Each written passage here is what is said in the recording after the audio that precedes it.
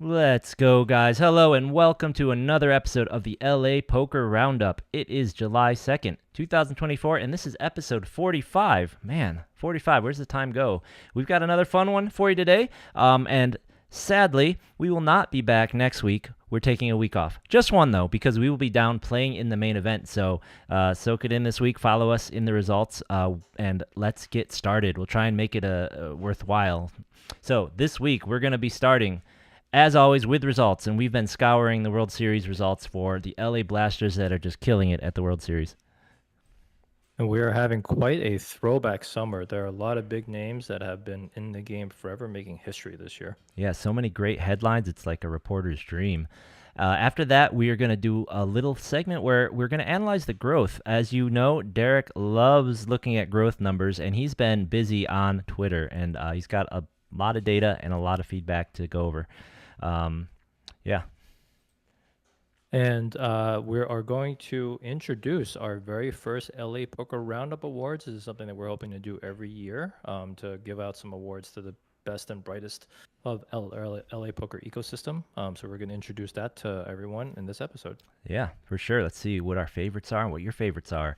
After that, we are going to cover the opening week of the Legends series coming up at the bike since we will not be here next week. That is coming up fast, guys. So we'll take you through what's going to happen that opening weekend. And we also will go over a little bit of the TDA stream that Ty had watched. We may run out of time, so we may just cover a couple of topics, but hopefully we will be able to cover some of what's happening over TDA because rules are a big deal for tournament poker. Yeah, I love rules the way Derek loves growth numbers, so we may have to make that a 2-episode segment. We'll see. All right, let's jump right in, guys. So apologies. Last time we talked about the seniors event, but we only highlighted Mr. Salzberg's finish, and he did a great showing, had a great showing. But we had a lot better showings that we did not mention. Mr. Kong Pham from Santa Ana, California, is a California guy, and Mark Walpert from Redondo Beach, California. So I know Mark, that name is very familiar. So Mark is a SoCal guy. Congratulations, this is a fantastic hit. And I'm not as familiar with Kang Pham, but I believe our field reporter says he is more of a SoCal guy these days, right? Didn't Frank tell us that? He did, yeah. Yeah. Congrats to those guys. And yeah, for sure. So there's a bracelet for us for first one in the book for the Blasters. And continuing that theme, let's move on over to the Super Seniors. Bam, Sean J. Zary gets the bracelet in the Super Seniors, and he is another SoCal guy. I believe he's from like the OC. Is that right? Yeah, and big Reggie plays all the events around Commerce and Bike and all the big ones that we see this guy's face all the time. But congratulations to him for shipping this bracelet. Yep. When I was down at the Gardens, everyone was talking to me and telling me, "Hey, did you hear? One of our guys got it. He plays here all the time." So way to go, Congratulations. Ships it for $368,000 in that bracelet. So I think it was 2 years ago. Mike Escandiari got the seniors bracelet, so now this year we're getting both of the seniors bracelets, or rather 2 out of the 3, I guess. So, I don't know. Don't mess with our seniors, man. They can ball. So another one, we mentioned this guy's name. He won the PLO over at the Aria just a couple weeks ago, and here is a headline from after day 2.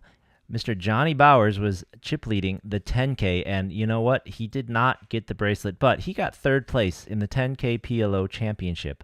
I know it says United Kingdom, but right now he's living in LA. I can verify that. He's taken many pots for me. So, holy cow, Jonathan Bowers, by far largest score of his career, $615,000 for 3rd place. So no bracelet, but I highly doubt he's upset with this finish. So PLO, wow.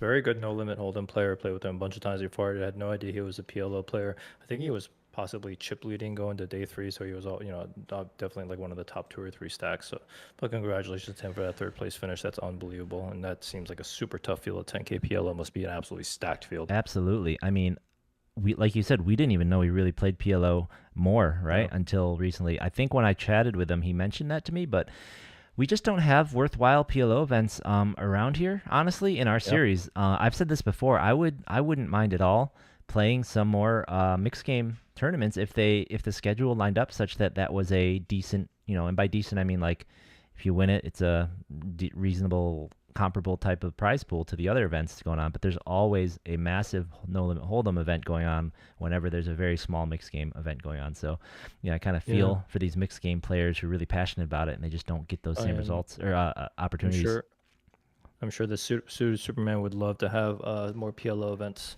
around LA. Yeah, actually, with Johnny and between Rob getting second, Johnny getting third, and Suited Superman around, I probably don't want these mixed events to be Yeah, PLO. But the other ones, let's go. I'll give them a shot. Their limit. How bad can I yeah. lose?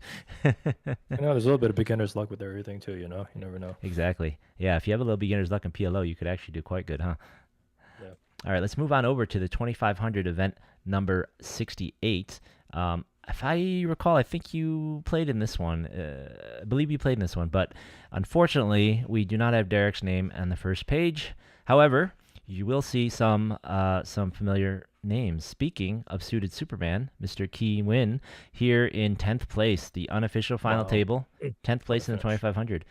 Right in front of Mr. Ignacio Barbero, right in front of Nacho. And then also on this list, we have down here Mr. Mike Liang in 23rd. So he's up there. He was pretty close to final table himself. Way to Yeah, I go. actually ran into Mike Liang and Mike Wasserman on my way into day two, and we were all three of us actually were at 10 BBs. So great to see Mike spun all the way up to a 23rd place Nice. finish. Yeah. Yep. I ran into Mike and the dinner break of the or the Monster Stack. So he's been grinding away up there. And then final event that I have some notables I know of to call. And look, guys, if you guys have some results from some SoCal folks and you want us to make sure we don't miss them, tweet it out, send it to us on Instagram, shoot us a DM, tag us on Twitter, something. Let us know Yeah, because we can't hit everybody, but we're trying our best. and even come in chat and drop it in chat. Yeah, even then, we'll throw us the link. We'll jump in there. So here in the ladies' event, the highest finish that I knew of is someone that you were very familiar with. I had to give you a little reminder. I know you block these kind of things out of your brain, but a but a San Diego reg, Anastasia Knapp, right here in 25th. Yeah, So congratulations, Anastasia, 25th place out of this. What is this, like 1,400 people, 1,200 entry field? So way to go. And yeah, yeah. I played with her actually a bunch of times before. I didn't know who she was until the WSOPC where she tagged me on an Instagram post, and then I saw who she was. And it's really funny because even though I don't have like a tremendous amount of volume with her, it was almost like right away I could tell that she was a good player from the way that just kind of like her bet sizing and the frequency of hands that she was playing, her aggression. You can always spot really good players. So not surprised that she went deep in that ladies event. yeah, this is the event. It was last year, right? That Baby Shark Christina Gollins got second in, I think, right? So, Oh, or no, did she that wasn't take last second year. in That this was one? Uh, third, either third last year or 2 years ago. She got like second. She Huh. she was final table of this 1 or 2 years ago. Um, Nice. the top, right, rounding out that top 25 with Anastasia, it reads like a real who's who in women's poker. Honestly, the ones that would play this thing. I mean, there are a really high density of great women players that are names right in this thing. You've got Nadia Magnus here in 19th, Cherish Andrews in 16th, and these are just names that I know, and I don't even I'm far from exhaustive, right? And then everybody was Yeah, the poker media Marley, was yep Marley where Marley in 11th. Yeah. 11th Marley Sprague, yep. Yeah. Now it's Cordier. That's why I didn't notice it right away. It's a new last name. She's Yeah, married. That's right. yep. And then everyone in the poker media was really cheering for Jamie Kerstetter, who got second. And of course, big story is the winner, Sheena Okamoto. Last year, she's the one that got second. So she went almost back to back in this. She got second place last year. Clearly was like really bummed. She had this kind of epic tweet about like thankful about making it, never thinking she's gonna get this chance again, and then bang, ships it this year. So congratulations to all these ladies, to all these women. This is a fantastic headline, fantastic event, and a lot of great Yeah. experiences. I saw this final table ranged from Jamie, who's kind of a well-known pro, and Sheena, who got second last year, to I think the fourth place woman. This was like her first World Series event, so really Yeah, it's also cool nice to see spread. two women from Japan making it. I feel like Japan is really up and coming right now with poker. A lot of Japanese poker players are just coming out and playing, and they're doing really well. So yeah, it's nice to see it kind of blooming because I think that gambling is also illegal in Japan. So yeah, Yeah, I think gambling is illegal. I think they have to play just for the sport of it in clubs where they're getting kind of Yeah. points or something like that. If not points, it's like this other kind of club system, right? So Yeah, Scala and chat. Yeah, I'm second last year and taking it this year. That is an unbelievable back-to-back performance for sure. yep. And how many bracelets does I think Jamie she have? has I'm not zero. sure. I think she has zero on the Only Friends Yeah. pod. They were talking about like, oh, when she gets it now, you'll be the only one in your group that doesn't have it, man. And then, It's annoying. She was right there on the yep, doorstep. But I'm happy for the other woman. But yeah, it's super absolutely. happy, These are Jamie. both. These would have been both great storylines, and I Yeah, love what it could do for the Japanese market. yeah. Another W for them.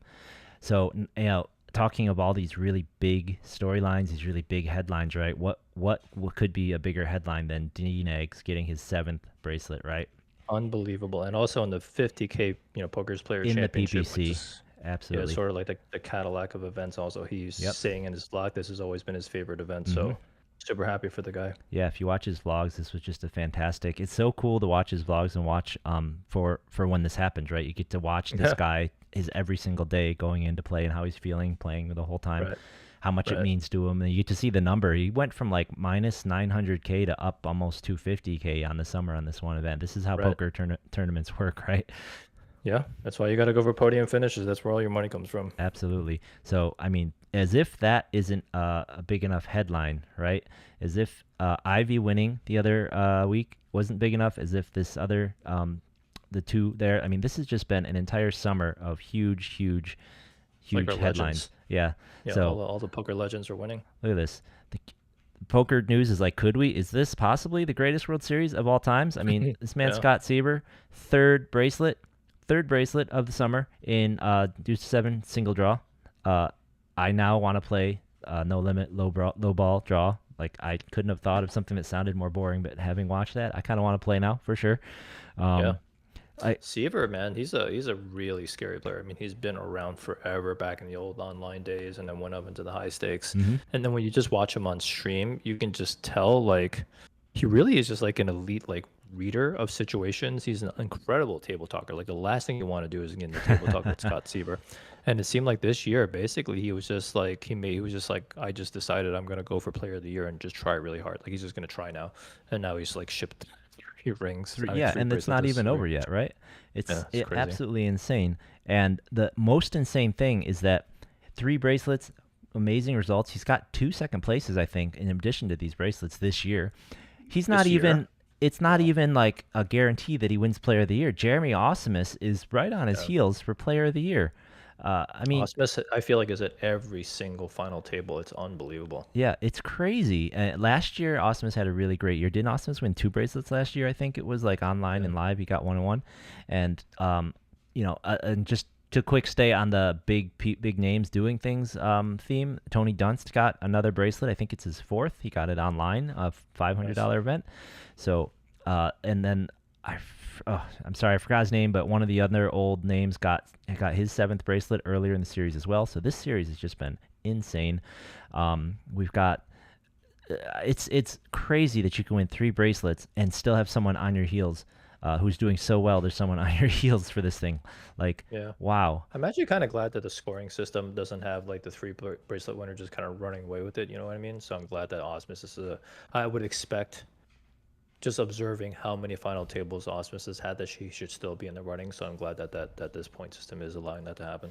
Yeah, yeah, and he is still winning, which you would hope, but he's not running away because it isn't, and the system that we've been kind of exploring to potentially use for a LA Player of the Year. We're hoping we were going to be able to accommodate that, but that system takes into account large fields in a different way than the Player of the Year Yeah, system does, it does. because the Player of the Year system, it's tough to balance winning bracelets and making deep runs in huge fields, right? Because the World Series is so.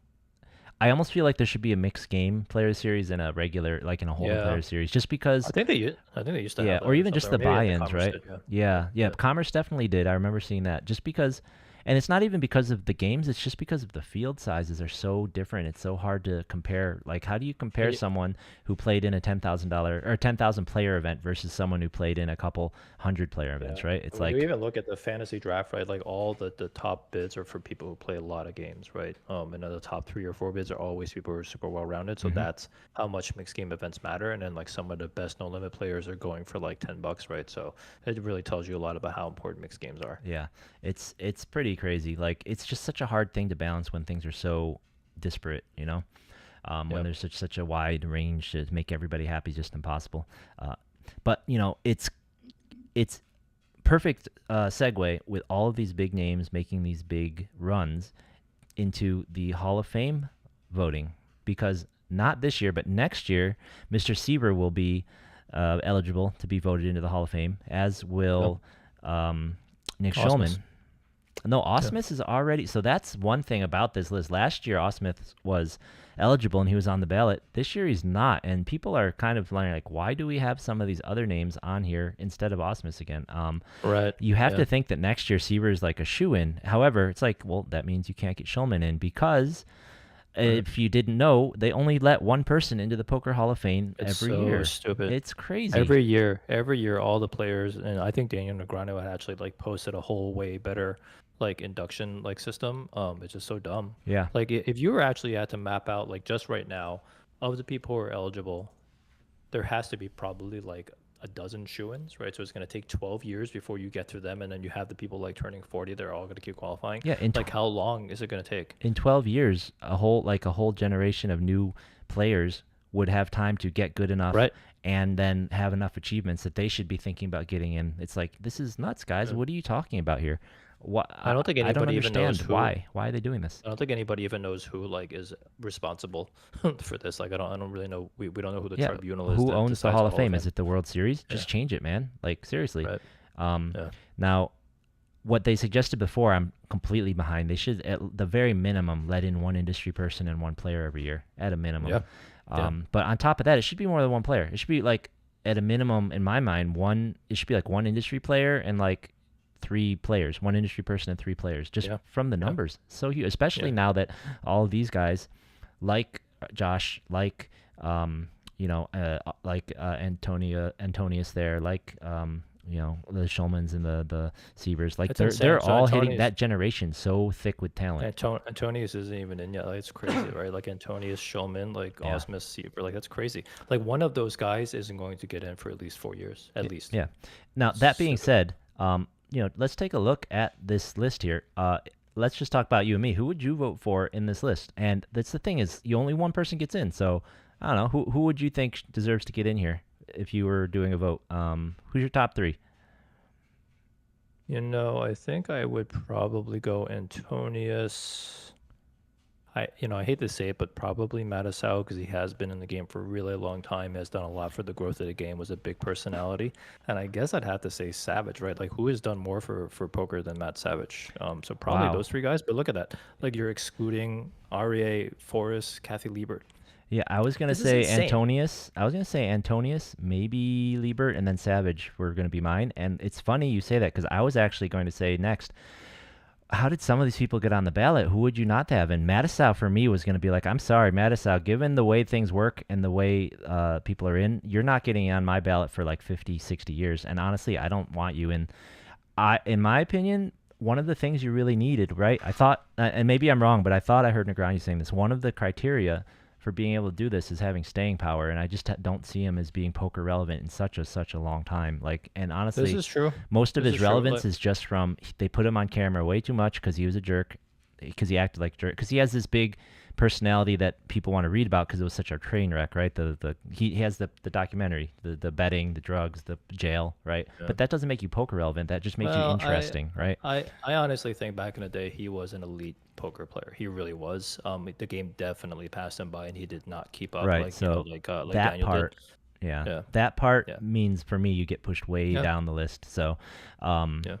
But That's I true. I mean, mean, even Kathy John, what's Liebert his name is. here? I'm sorry, even Miami John here just shipped a tournament over at the Yeah. win like earlier Yeah, in the Miami year, John is right? still a very, very good mixed game player. Then Kathy Liebert is still actually Yep, playing poker at a exactly. very high level, and even like in 10Ks, right? So Yeah, yeah, it's true. yep. So I mean, I would put But like Kathy look up at ahead this just list, right? So, for that for like the Patrick, REA, Forrest. So that's three. Liebert is four. Savage is five. Let's just throw a Mattis House six. Cernudo is seven. Osmus is eight, and then Seaver is nine. So one of these people won't get into the Hall of Fame for 9 years. and it's going to be Like longer that's just because every year, are you right. all but like two of those people are going to go after Siever and Schulman next Yeah. year, right? And then Right. who's next? Like Yes. when Oh does yeah, Shulman too. yeah, and That's then what? crazy. And Yeah. then like the year after that is Phil Galfond turn 40, right? And then what? The year after Right. that does Doug Polk turn Yeah. 40? Like Yeah, like that whole generation. Like when does Dewan turn 40, yeah, right? So it's like, exactly. yeah. So Yeah. they're never getting in at this rate. Right. It's just dumb. It's just So not dumb. happening. Like they have to change the system, or else this Hall of Fame is just a joke, right?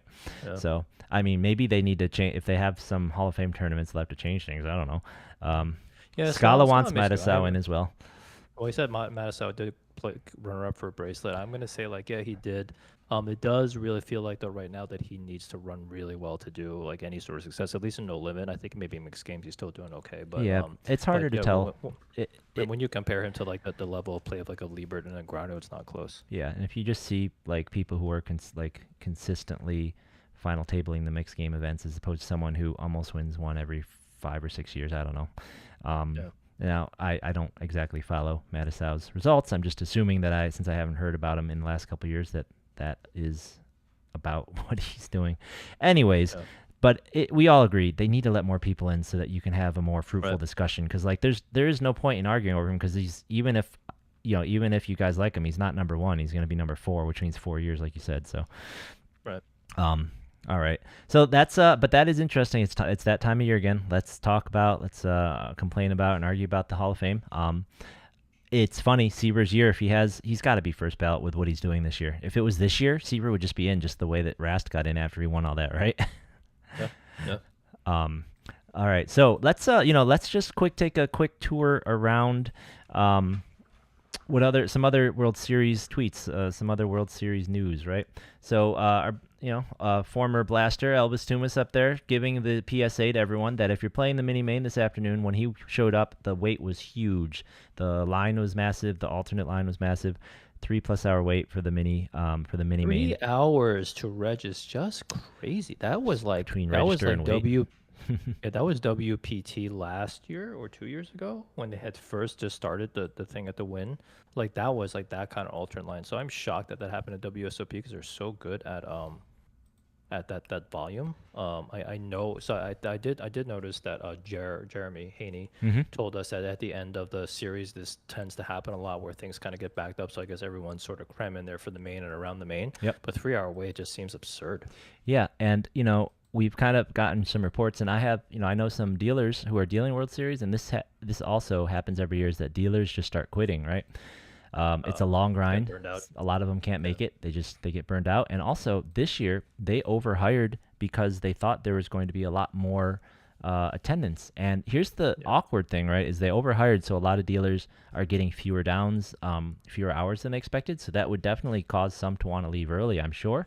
But the awkward thing is, it does kind of seem like, and we'll get more to this when you're running your numbers soon, it almost seems like people maybe it's still good numbers. They're just clustering more towards the main event right now, right? Because we're, Yeah, like that you said. sucks because basically you had too many early, and then now everyone's just like, forget it, I'm getting burned out. And now Yep. when you need And them, now there'll be a huge rush, right? Which almost, it's like Um, it's going to make for a great main event, but it almost begs that maybe the schedulers need to find a way to make the yeah, other part of the series more exciting. Because like I was very right, excited, and I know a lot of people were really excited to see that they packed a lot more side events around the main event that you can play if you bust or if the yeah, mains are still too big.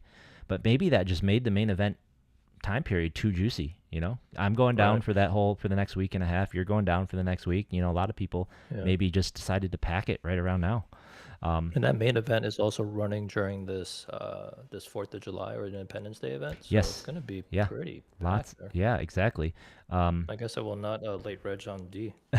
I'm certainly going to register the day before and just show up right on time. Yeah. So the mini main has 6,093 entries. Is Reg closed? I'm not sure. It's probably closed. It's level 18. It's got to be closed, right? Oh yeah, blinds are 12,000. It's got to be closed. So I'm just looking at the the updates from the Is website. this So is this the final day?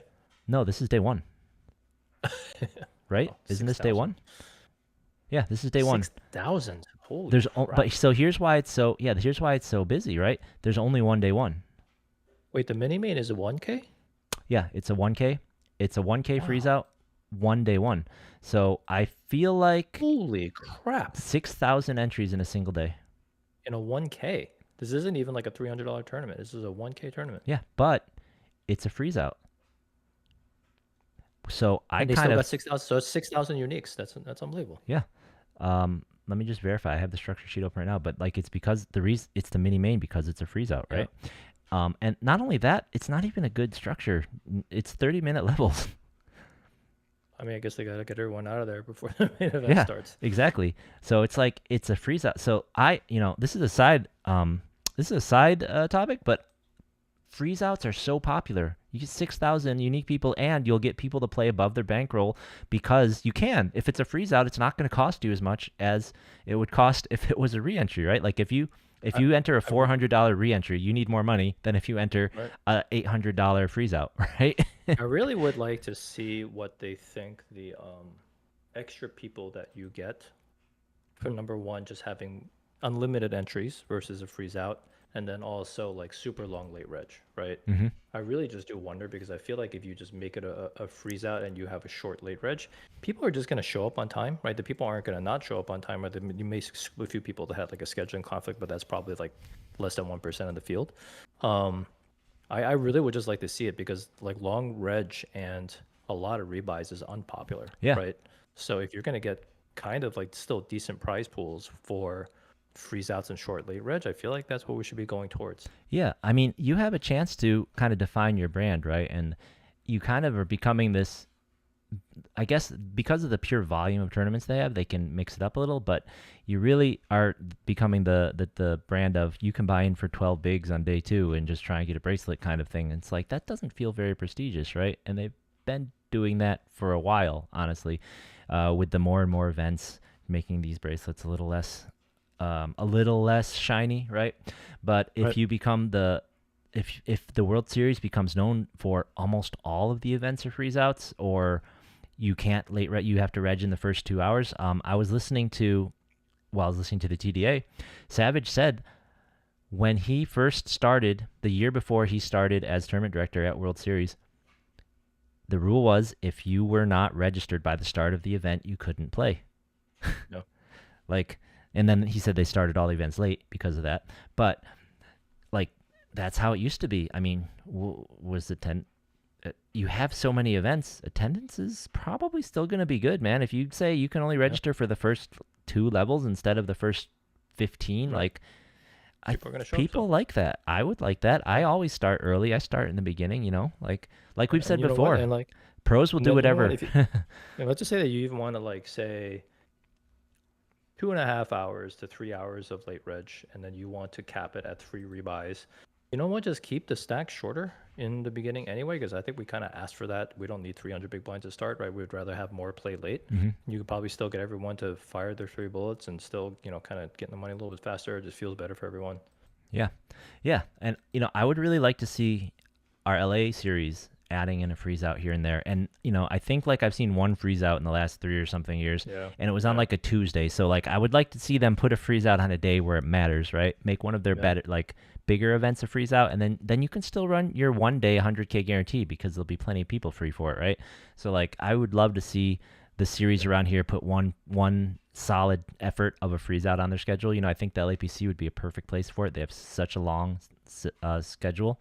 They could definitely Yeah. put a freeze out event in there, and I think it could become a really popular, unique Yeah. event because nobody does it. They're also afraid to not have Right. all these rebuys. Yeah, when I played the 2500, I didn't realize it was only a single reentry, and when I read it, I was like, "Oh, that's nice." I actually like smiled. I was like, "Oh, that's really nice, Yeah, actually." right? And But it's just that reaction mhm. just like kind of tells me like what I think about these crazy like rebuys and long wedges. Yeah, and it also helps contribute to making the World Series a softer field because the fewer, like I just said, the fewer entries. Like for freeze Yeah, out, I don't need as much money to play a freeze out as I need to play a one reentry allowed as I need to play as many reentries as you can, you know, right, and that matters. That means people will play up, yeah, and that's what pros want people to play up, don't they? right.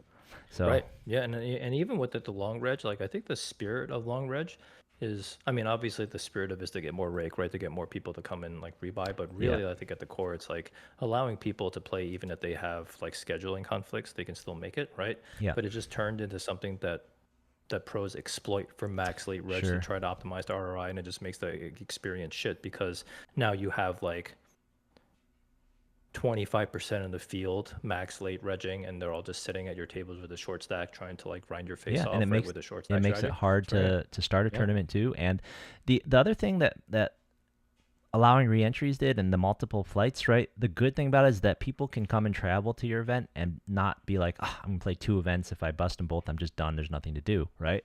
yeah, right. That is not the case at the World Series. They have No, 100 there's tournaments over the something running summer all the time. Yeah, and and deep you can just stacks jump off to to the another casino. side and Yeah, other casinos. This is not the case here. So, I right. mean, those arguments don't really apply. Like you get to be unique because you're this amazing Yeah. festival, right? So, I don't know.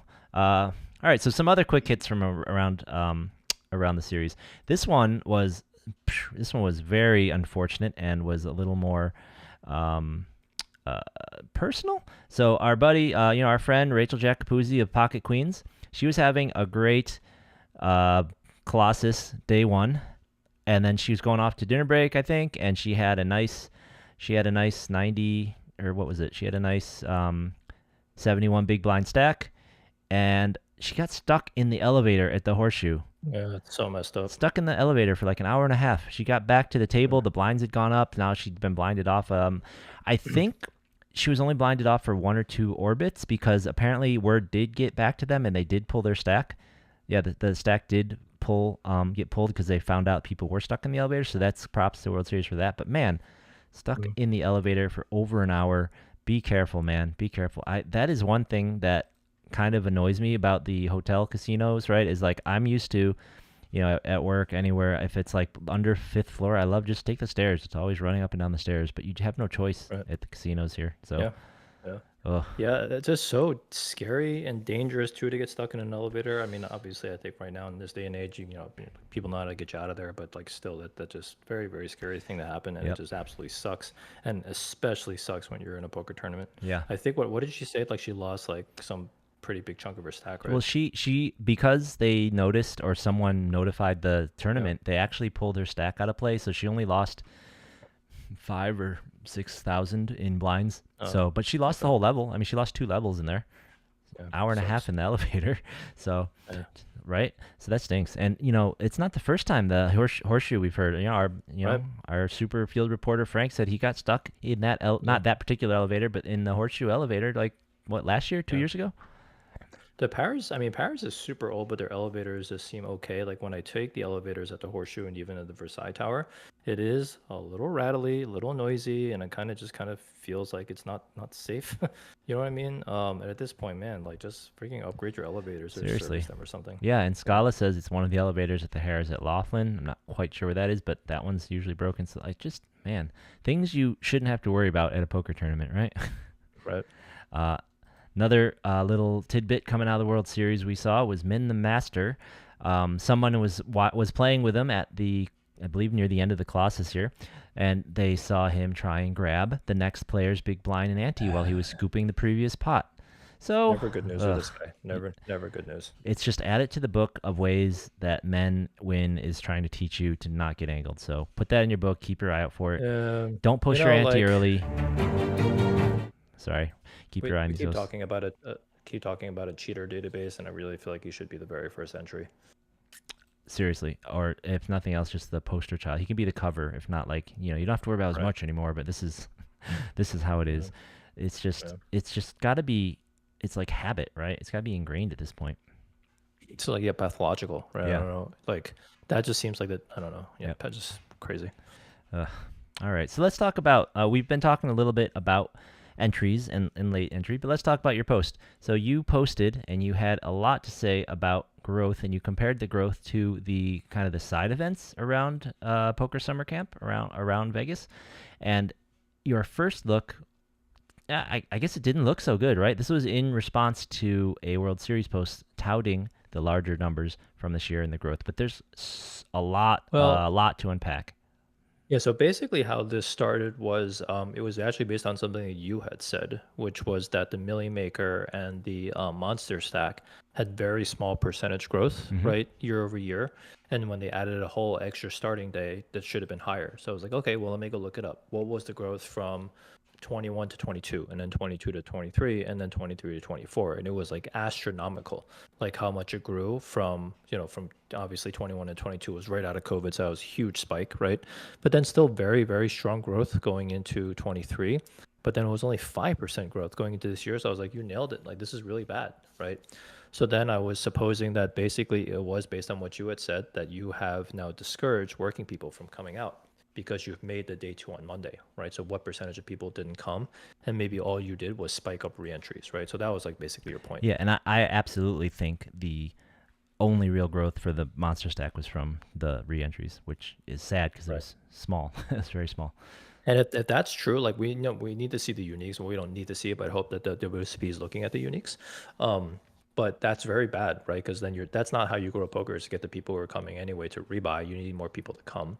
So then when I pulled the numbers that looked bad, it was because people were responding to my post and saying, hey, this is probably more likely due to the economy, more likely due to cannibalization from the other casinos running so many events. I know that oh, so and so is wanting to go play over here instead when it didn't before. That all just feels anecdotal, right? So I went and I pulled some data, but then they were pretty spot on that actually all the big events this year have been down, right? Not like they've been flat, but they've actually been So down. by big, you Um, mean large buy-in, large many uh, starting flights, Us big. so like the Colossus type of events, Okay, they've all so basically the been the down this really year. massive volume, kind of Yeah, lower buy-in, huge field events. Yeah. yeah. Yep.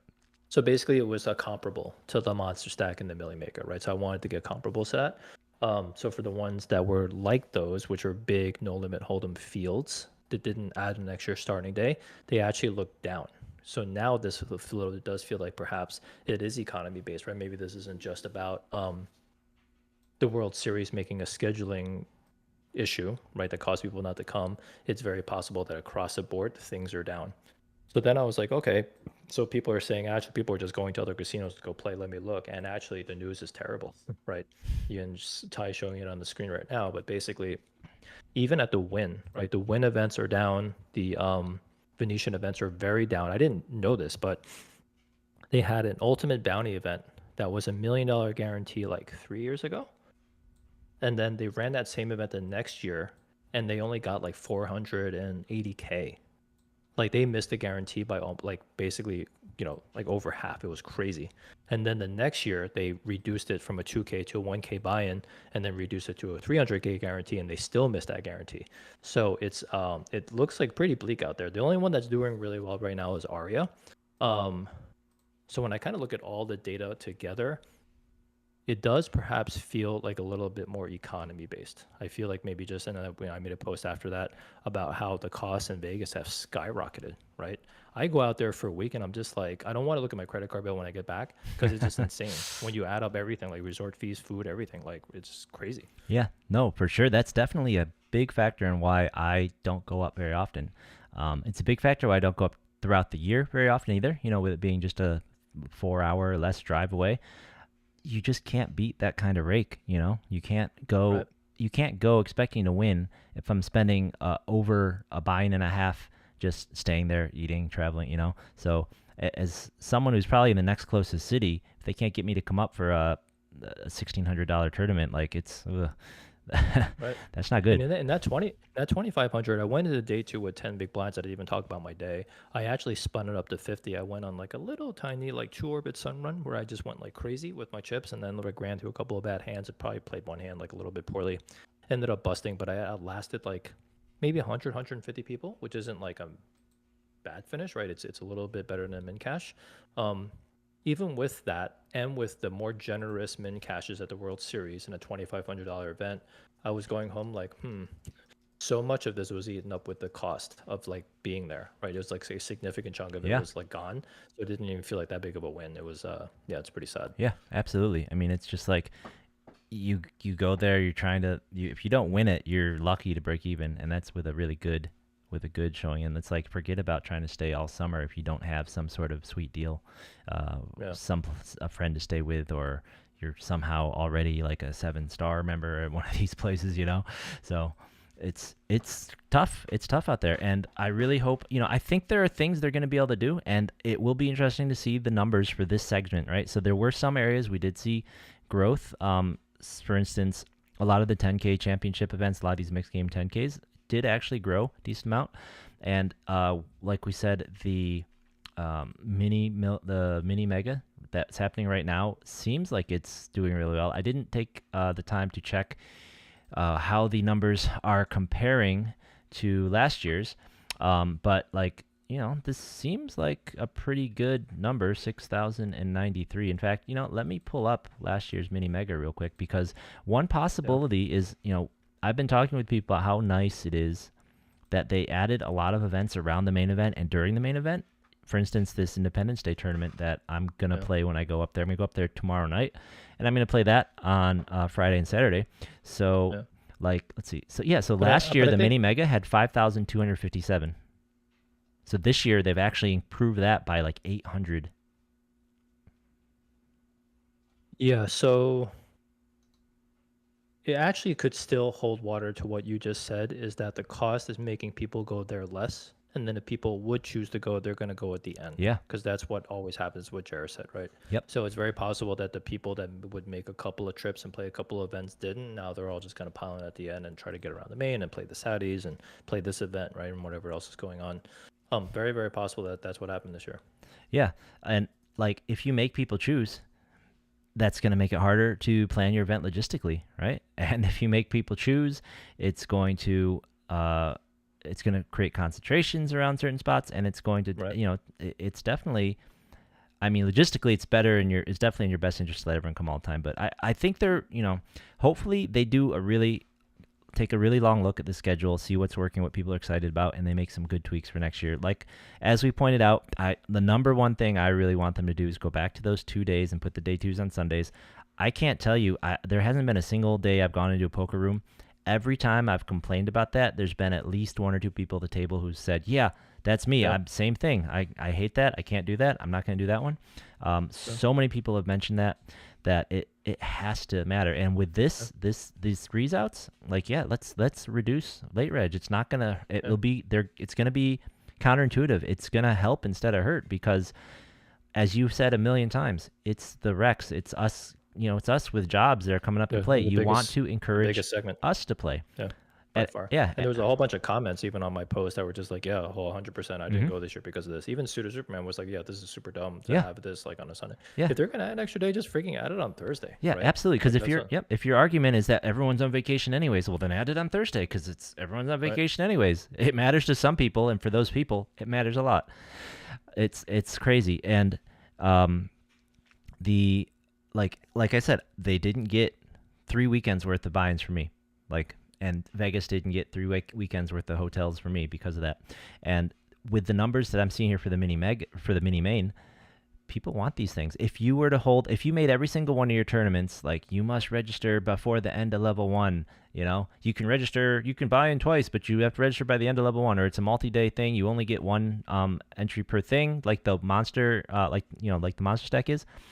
All the pros would whine and complain and complain and complain. But you know what? When 10,000 people show out again, like usual, and it's everybody, it's you, me, it's all the Recs, they're going to show up. They're going to show up on time. They're going to show up on time with their coffee, and they're going to get in their seat, because you know what? That's their job. So, it's like at some point you got to shut up and do your job, and they will. Right. So who cares what Right. they think, as long as you get if you're running the 10K, 25Ks in Poker Go Studio, you listen to them, because there's 60 people that are coming to play, and that's them. Right. This is the World Right. Series. You want us. You need the dreamers. You need the Right. people to come. Right. Yeah, we are the bread and butter. We are the biggest like segment of players. So like this is absolutely the people you need to cater to. This is how you grow the game. And again, will all the grumpy pros are gonna follow Yeah, these other players wherever they go. It doesn't matter what you, it doesn't matter if you listen to zero of what the pros want and you just cater to the other people. If yeah. you want to take that extreme case, as long as that keeps growing, the pros are gonna keep coming. Yeah, as long as you hit with that other piece. Now, if you miss with that piece, you're screwed. But if you hit with that Right. piece, the pros will come. If you build it, they will come. And when you start running 25Ks, okay, it's a small audience. Talk to them, cater to them. But Yeah. you know, And it's interesting that you're bringing this up too, because another post from our buddy who we're trying to get that player the series like hmm algorithm that he has adopted. hmm He also was running some numbers and posting it throughout my analysis, and he noticed that across the board, the World Series is down like in total like 2% or something like year over year. But then it seemed like there was a big spike now, and it looked like actually it was concentrated to the bigger events like the 10Ks hmm and up, which are actually up, I think, like 11% year over year. hmm So all that told me was that, because those fields are very heavy pros and whales, and those are the people least affected by the economy, right? So right, of course they're going to grow. So then and the by other data schedule. was showing, right? And then the other data is showing us the opposite. But then there's maybe the other factor of what now you're saying is that if the mini main is growing, it is very possible that it's just a concentration at the end, including the people playing at 10Ks. I think there are more 10Ks Yeah, towards the end. because this week is very attractive to people like Yeah. me, for instance, because it was the mini main. That's a 1K. The Independence Day tournament. It's an $800 tournament. There's Yeah. the main event, but even if you don't play the main, right after the main on like day two ish, there's a $600 deep stack, right? So this is a Oh, really good nice. concentration as well for Yeah. lower buy-ins. So, Yeah. all right. Is So there another event? Is there another event next week during the yeah, there's a 600 monster stack hmm. Yeah, during. but is there like another like kind of big one after, or maybe Oh, not? and Maybe then there's a not. mid stakes championship, a 3K. Oh yeah, I think that was the one. Yep, Yeah. yep. There's that one as well. So that's happening like later in the week, like maybe like day 5 or something. Oh yeah. Oh, I see the 600 ultra stack, which is a multi-day Yep. starting on But these Sunday. are all really Yeah. attractive, right? So and they're Yeah, all jammed for right sure. together because so. Absolutely. We'll be very interested to see what happens with the main this year. If it breaks the record Yeah. again, or if its numbers are down, and all these other events, how big they are. Right. Yeah. I mean, there is something to be said about a shorter series, right? Like it's a lot easier for everyone to get excited about a shorter series at the same time. Yeah, exactly. All right. Okay. Let's get into the fun stuff. We have for all of you. We are trying to launch the very first LA Poker Roundup Awards. We're trying to do the best of LA, the best in LA for the tournaments around here. Now, we have not been able to come to a slam dunk consensus on a lot of these things. We've come up with some categories. We're going to talk them through. We are going to give our thoughts. We're going to say maybe a couple of them we agree. We think there's a slam dunk winner, but not many. And then especially for the ones that we couldn't agree on, we're going to put out some polls for you guys over the next month or so to try and wrap this up and get your vote in on this too. So please keep an eye out for that. Chime in. Let us know if we miss anything in the chat, if we miss anything of note, and yeah, we're gonna dive in. So we're gonna try and start with some of the some goofier categories or some lighter categories, and move in to the rest. So, and just so you know, we're gonna consider one poker year from the World Series to the World Series. So let's just consider the poker year from the big one, from the main to the next year's World Series. Drinking some grapes. All right, he's ready for it. And if this takes off, if people really like this, we're gonna have to get a graphic or something for it next year. We're gonna have to get something a little bit better Yeah, more visual cue. official. All right, so let's just jump right in. So the first award I want to talk about is how about the best chipset, and then maybe like just a honorable Razzie mention for the worst chipset because I just want to shame this bad chipset until it stops getting used. So Yeah, there are some very, very sloppy chipsets out there that really need to be replaced. yeah. So what do you think is your vote for best chipset in Yeah, I LA? think we yeah, I think we covered this before, but I really still do like the quantum bike ones, like the Mm-hmm. ones that they use for the day twos, at least in the day threes. I remember when that chipset first came out, and actually these are kind of old now. Like those have been out for quite some time. And they were fantastic. They were my favorite chips back then, but right now I still feel like they're still my favorite chips. Yeah, and I have just so happened to still have our pictures. So you're talking about these guys? Yeah. Yep. These guys kind of look from the side. They look kind of plastic, but they are nice, clinky, chunky clay, and I do like them as well. Looking at the picture that I have of them, you can definitely see the age and the wear on them.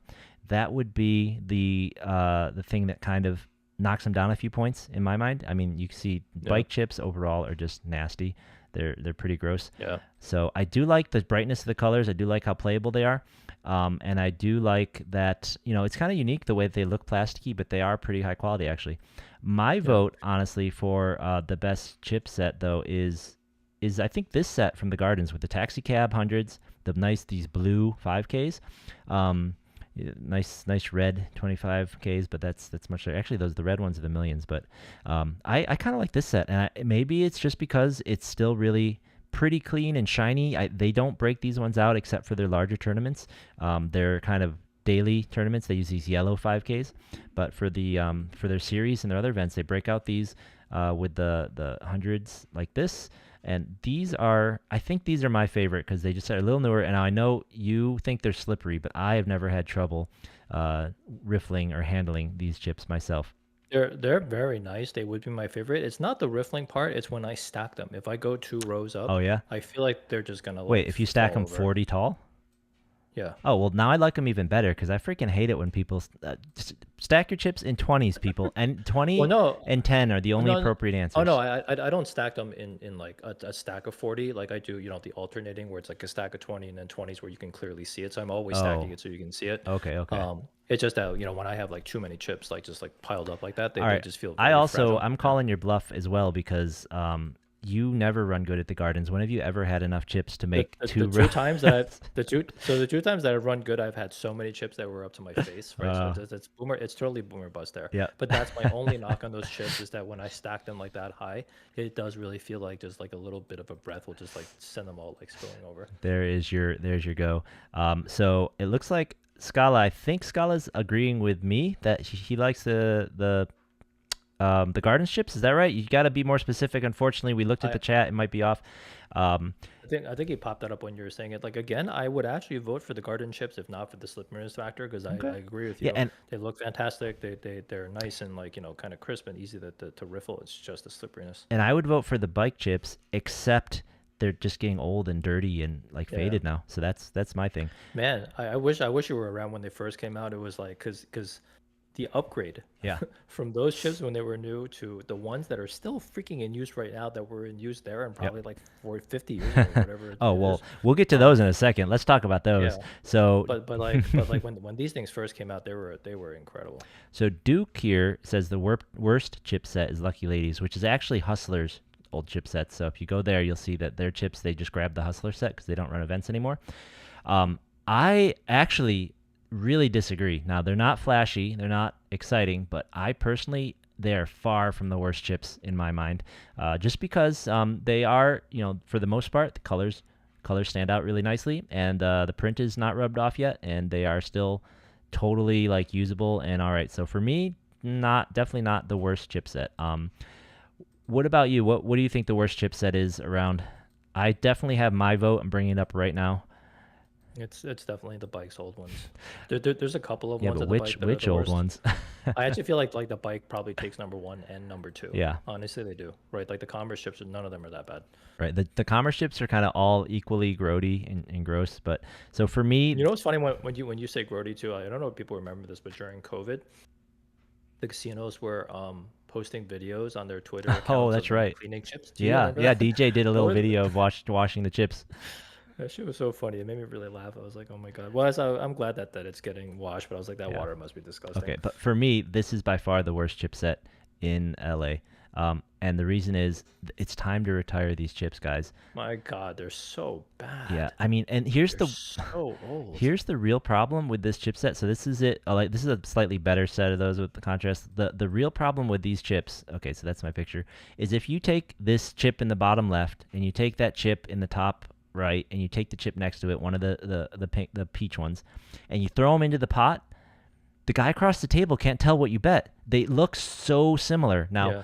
like, And this is, imagine if you're colorblind like yeah, me and probably like, like, you know, whatever it is, like 15, 20% of guys, yeah. it's very, very hard I to mean, see. look at the top left black chip and then the top chip with the same face on it in the peach. Like those from across the Right. table, you can't tell those apart. There's like even when they were new, there was barely any color there, and now it's all faded to white. You cannot tell Yeah. these apart. And then the blue, oh man, that blue looks so faded. It's you cannot tell these chips apart, Right. and it is And just you know what? We completely we unplayable. They need to we go all away. love Jerry Buss. We all love Jerry Buss. We all love Frank Mariani, and it's okay to put their faces on a new chipset. Just get a new chipset. Yeah, I'm totally okay with their faces on the chips. I just they need to be playable, and those are faded so badly that they're really Yeah. not playable in my mind. So, all right. Anyways, so we will put those up, and for me, honorable mention for the next set actually might be it might be I think when we put up the vote, we'll put up the garden set, we'll put up the bike set. I think Hollywood Park. This is might be the only category where I'd put them in as a possible vote because I like their colors. We've showed the picture Mm. before, and then there's the any we'll just pick the Commerce's best set, but they're all pretty lackluster, like you said. They're pretty average at this point. I can't wait. I really have my fingers crossed that for November or hopefully November, but at the very worst next year for the tournament champions, they have a World Series set. A World Yeah. Series set at Yeah. Commerce would They be need so one. great.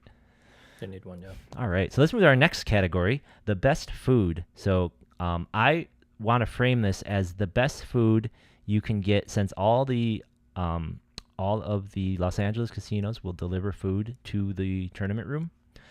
I want to frame it as the best food you can get while in the tournament room. Hmm.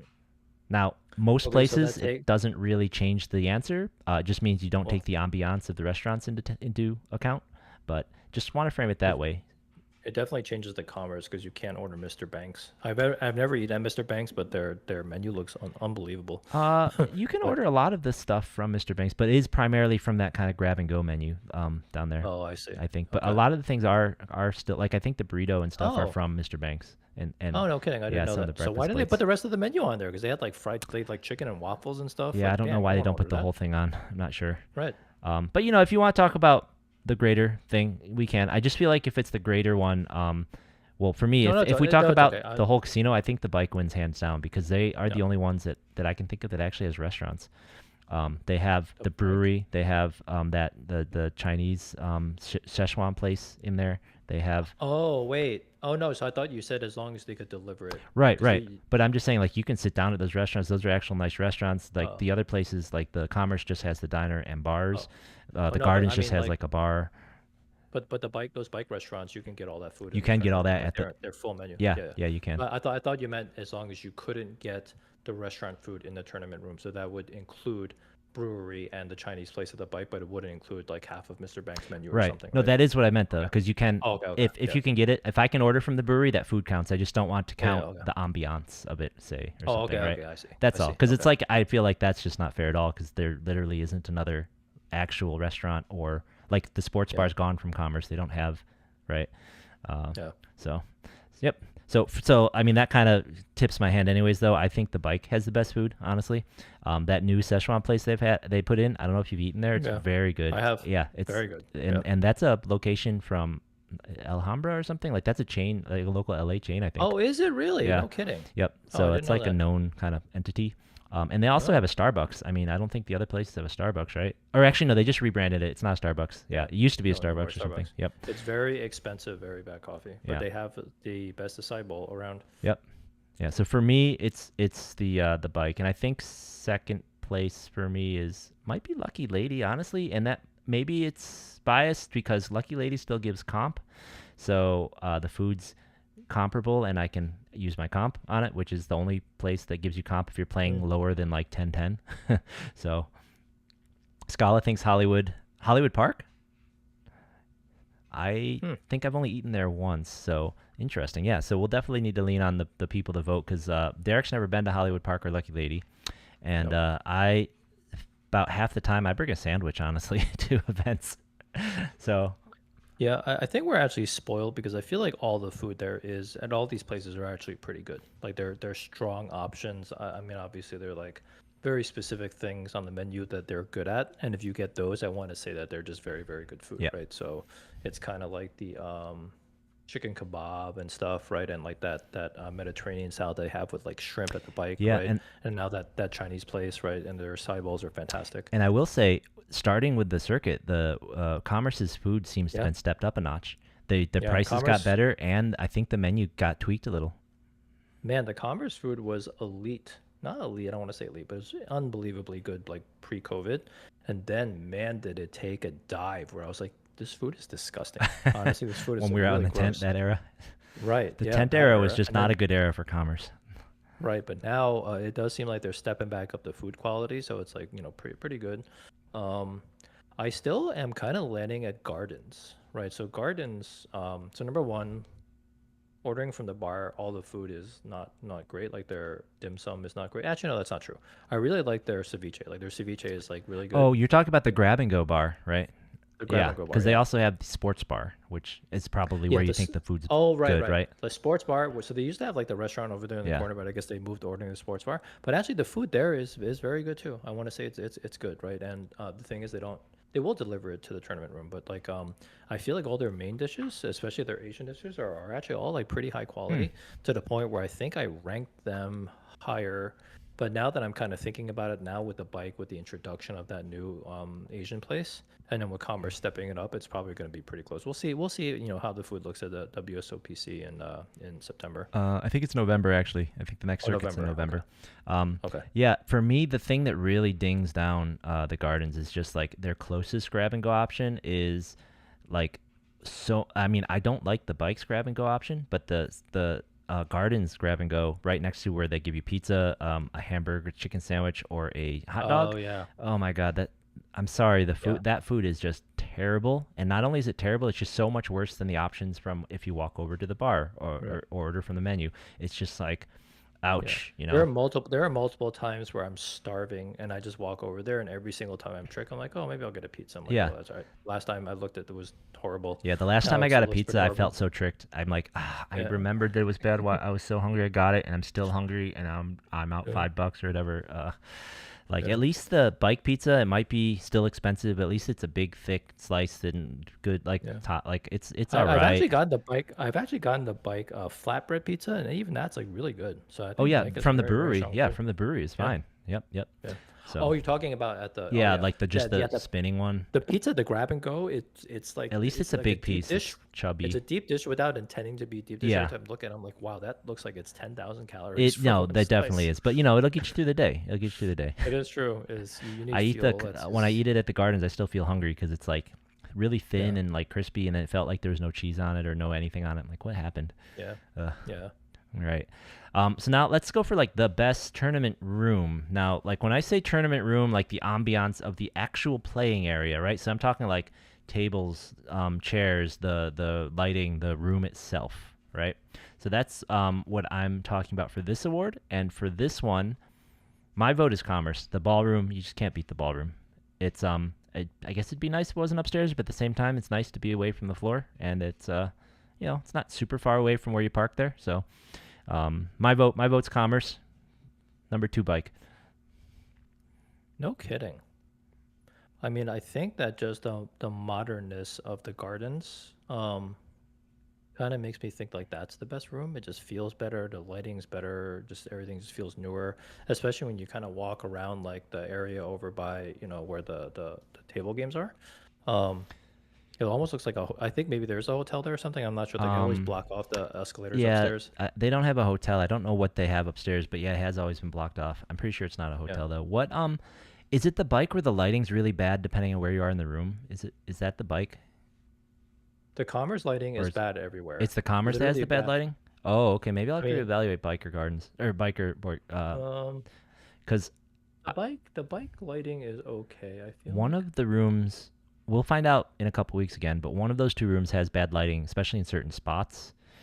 And I want to The, say it the, was the bike because that's why I always have all the trouble with those bad chipsets. Like bad chipsets, bad lighting, you can't see what they are. oh, So that hurts the you know what? bike a lot. There's a lot of glare. There's a Right, lot of that's what I mean by glare in bad the. lighting. Oh, oh yeah. When I say bad lighting, it feels like I'm in a factory when I'm walking around the Commerce. It's Oh, just like this really yeah. bad fluorescent lighting that, The yeah, commerce, it's like itself. depressing. But when you go up to the Yeah. ballroom, you have the chandeliers, The and ballroom is nice. The that's ballroom is so nice. for Yeah. me, I'm only judging the ballroom. Yeah, I'm Okay, only just the judging the ballrooms. ballroom. That's because when you're a tournament player, you go up the stairs, like you go up the stairs. Chandeliers. I never have to leave here. This is my spot. Yeah. That's what I'm gauging there. Yeah. The thing I don't and a lot of people don't love about now if you talk about like the Commerce's daily tournament area, it's like at the bottom. It's right next to the noisy floor. It's like in the corner there, not great. And Yeah. but that like the Gardens area has a similar problem. It's just their cash area is usually not as rowdy and close, so it's not quite as loud Yeah. immediately. And the same thing with Lucky Lady. It's just out next to all the like the Lucky Lady tournament area is just out next to the table games. It's not very loud Yeah. out there because it's not a very busy place usually, but like it's just it feels pretty. It feels Yeah. not very special. I think it's tough to maybe compare stuff to a ballroom because ballrooms tend to be huge ceilings, super spacious, meant for a kind of like entertainment kind of event, so it feels good. I think you're actually right that the bike does have a little bit of harsh lighting, which makes a little bit of glare. But I think the garden still stands out to me because they have like more comfortable chairs, and it just kind of feels like just everything just feels a little bit newer Yeah, to me. I do hate the chairs at Commerce, and Yeah, yeah, I definitely am not a fan of the chairs at. Actually, was oh, I think it was Hollywood Park where I also hate the chairs because that's one of the places mm, I was recently. So definitely feel that. Um, yeah, so I think this will be a pretty hotly contested one. Honestly, I think we'll get some pretty even votes across. yeah, So yeah, taking into the play, and Commerce did just get the new tables, which they're awesome. That it's new felted, not new tables, new felt. It is tough to see over the World Series chip, but new yeah, felt's always great. The bike felts tend to be kind of old a lot of the times, yeah. but It's like Scala and Duke are agreeing with you that bike number one in the chat. well, I was putting bike number 2. Oh, Remember? oh, you're saying bike number Yeah, two. because I love the ballroom. Like I agree with you. Walking through the Commerce floor is crappy. I Mm, don't like their okay, parking okay. lot. Now, parking if we include the parking lot as in like an amenity, the bike goes way up because the bike I can always find some place to park. Usually, sometimes in Commerce you can't find any place to park. It's rough. Yeah, the Commerce parking lot's a little bit rough Yep, Commerce parking because lot's it's like terrible. the spots that are sometimes available are the ones that are like super tiny, Hmm. right? And it's hard to like squeeze your car in. Yep. Yeah. Okay, so I think that'll be a tight vote. So the next category we have is the best single event of the year. So for me, the events that are popping out in my head, obviously the World Series Circuit main event, um, the Mega Millions, which it's tough to pick one because they are the same event like every time, right? So we'll have to think about if which one would be standing out, and then the January, I think the January series, the Winter Series main event at the Gardens would be the big one I'm thinking No, of yeah. there. Yeah. Uh, yep, the Winter Series main. And I honestly don't think that the other venues put out any big enough events to really be in the running for me. Yeah, when I kind of think about it, I feel like all the single events that always stand on my mind as good are the commerce ones. Um, Yeah, and it's honestly, just their 1K because, I would put on the list as well from the right, LAPC. I think that 1K might be my favorite outside of like a WSOPC or a WBT main event, right? So obviously we haven't had a WBT in a while, but the WSOPC main event, even though it like petered out, that went pretty badly, and it leaves a bad taste in my mouth. I still feel like that was probably like the best one in terms of like structure, Yep. prize pool, They everything. really need to Um, do something with that next year. Their 10K main event at LAPC has to change. yeah. Yeah. And I think the bike is always going to have a little bit of a dirty mark because their most marquee events are going to be quantums. Yep. And then, like, I think, we don't need to beat a dead horse, but just the amount of confusion layered in with all the complexity of that tournament and all this like prize pool money coming out, and it gets like super awkward and just stuff like that. Yeah. I think the quantum events from a day two perspective on, they do feel really good, right? Like from like if you when you direct it bind to day two, it's the structure is like fantastic. Hmm. It goes into a day three, you're still usually like Yep. decently stacked like towards the end.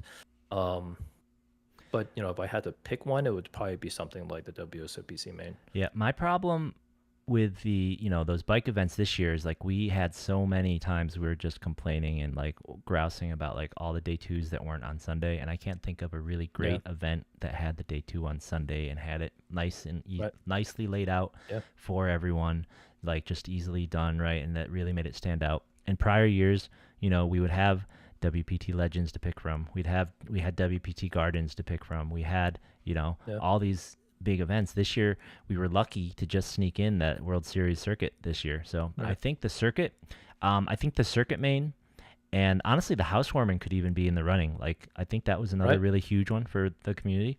So Right. Yeah, and even that the high roller they had, which was only like a 2K, like that was an unbelievable tournament too. yeah, Um, so yeah, I think that for me, honestly, Commerce might have had two or three of the top right. events of the Yeah, year. The that 1K at LAPC, LAPC. yeah, LPC 1K landing, yeah, day two on a Sunday, massive field, million over million, what Yeah, was it, 1.2 or something? So I yeah, think it just was well over 1.2 prize pool. The prize oh, was pool it? was well over Yeah, 1.2. I want to say it was yeah. almost 1.6, 1.7, and it was Oh, only a that's right, 1K. it was. Yeah, It was. That's yeah, unbelievable, for right? just Like a that 1K. probably stands out in my head Yep. as one of the best events. Yeah. Yeah, and then the reason that for me it's the fact that on a regular not sponsored 1K that was run really well, that was on a good day too. Yeah. Right. And selfishly I did really well in it. uh, that was just a great event for us locally. And then the thing that pushes Yeah. the circuit ones over is just the coverage, the GG coverage, the live streams, the tables, like Yeah. all Yeah. of that and all of the other coverage make those really special. So that gets them a lot of extra points for me. So I Yeah. think that if we had a little better coverage, or if we had gotten that 1K stream final table down at Live at Commerce or something, I think that would have Oh yeah. easily won favorite Right. event. But I think with the coverage, now I'm kind of torn between the housewarming and the main event, because the main event was a little more pro dominated, a little more like people coming in dominated. But the housewarming, I felt like we had more of our locals in it. But Yeah. I think my vote still goes for the main event. It's the main I event. I The whole I thing was I think covered. I think it's clearly the main event for me. The whole thing was covered, and it just really felt like an event. Like it felt like the big one. Everybody was coming from out of town. Yep. Humongous prize Over pool. $2 million prize pool, 2 days. Right. Like, Yeah. Yeah. once again, I'm just gonna say that all year. Who needs quantums? We had $2 million prize pool in 2 days, $1,600 buy-in. That's it. Saying that forever. You Two just you days. schedule it right. You schedule it right. You price it right. You're gonna get the prize pool, and you don't have to do all the confusing stuff. You overhead Exactly. it with the quantums. But I think beating a dead horse there. Yeah. So for this next one, I have a feeling we're gonna have similar thoughts here. But the best series of the year, there's nonstop series all year round. Best series of the year, I think the easy contenders every year are like LAPC, Legends typically. I think the Gardens Winter Series, like once again, come into play there, and then the Circuit Main, right?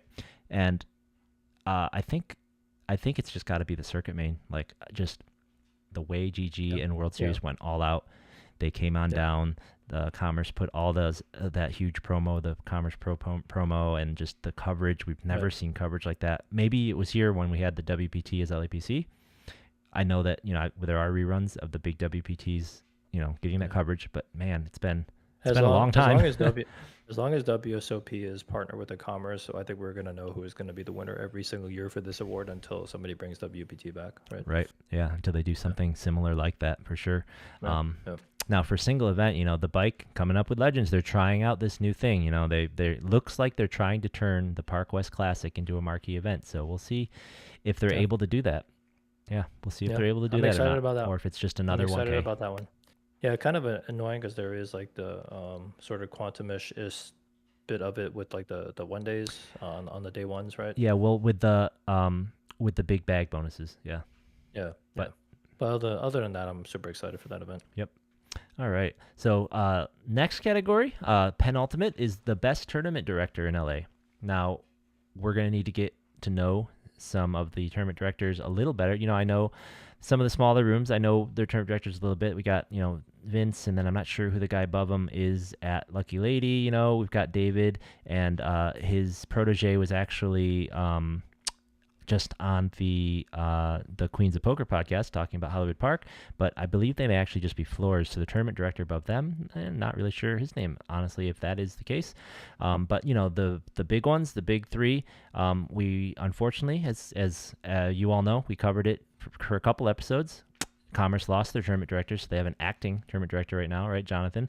And then we've got Mo and kind of Jeff sort of co-TDing over at the bike, and we got Kevin down at the Gardens, right? So best tournament director of the year, right? Yeah, Scala thinks it's Gardens TD. I got to go with Kevin as well. I feel like he has been the one who's most proactive this year and has made them listened and tried to make the most adjustments. He's been adding 1Ks to their schedule throughout the year as we've been talking about them, and they've been hitting that guarantee every time.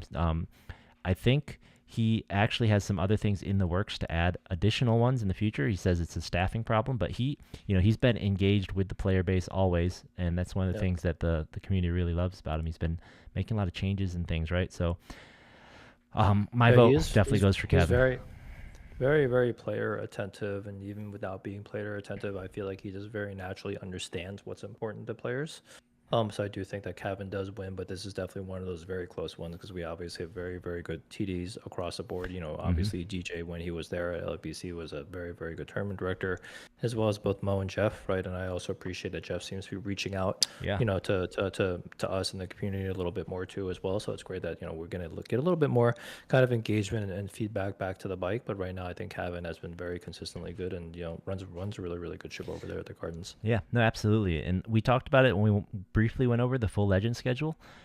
Almost all of the tournaments, except for the Mega Millions and the Mini, have their day twos on Sunday now, right? So Yep. they are listening. So we should, hopefully the community responds to these Yeah. positive changes and listening to our feedback, right?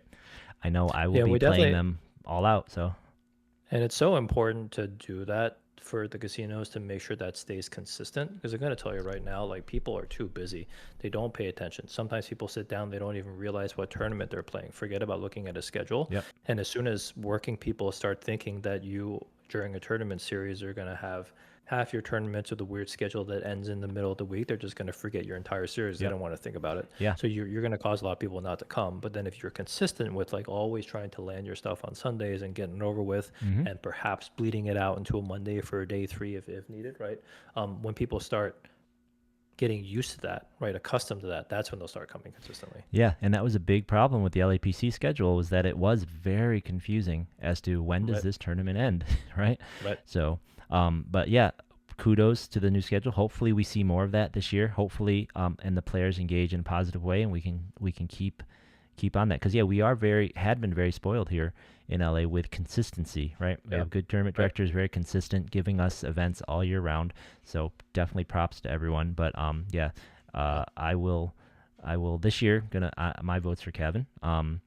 And he is currently, as I was listening to the TDA stream, I heard him pipe up a few times, and I heard David Neiman from Nice. Hollywood Park pipe up a few times down there, Nice. talking about things that come up and trying to help influence the rules for everybody. Yeah, that's awesome. All right, so here's the big one, right? The number one award, the best place, the best in LA, right?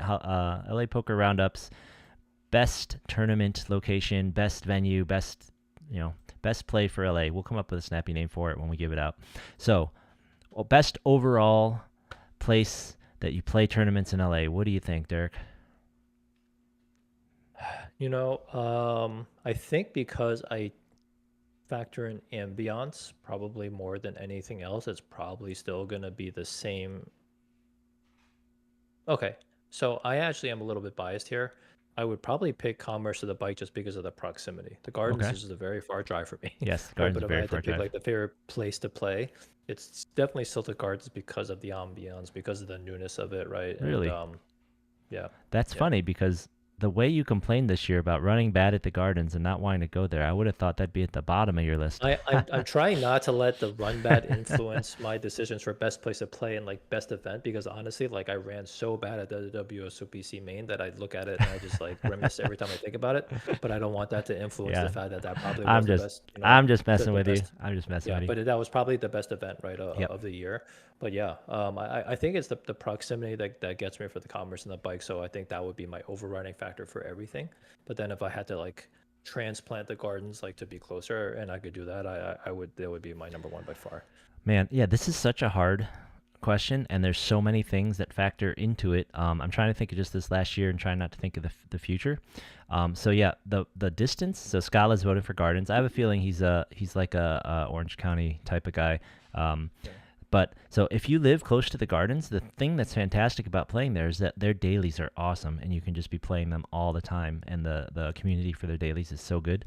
So for me, a lot of things are factoring in. I think playing at the gardens is interesting because they do have the best tournament director that I voted for. Right, I think Kevin is one of the runs one of the best ships in that way. However, they pull a lot of cash dealers over into their tables to deal, and I feel like a couple, they have probably five floor guys maybe, or maybe six, and I feel like two or three of them are kind of not as up on the rules, right? So I feel like it's very uneven. Like at the top, you have Kevin who knows the rule book forwards and back. When he was on here, we quizzed him. He was telling me, which section the rules were in. He was and he was right.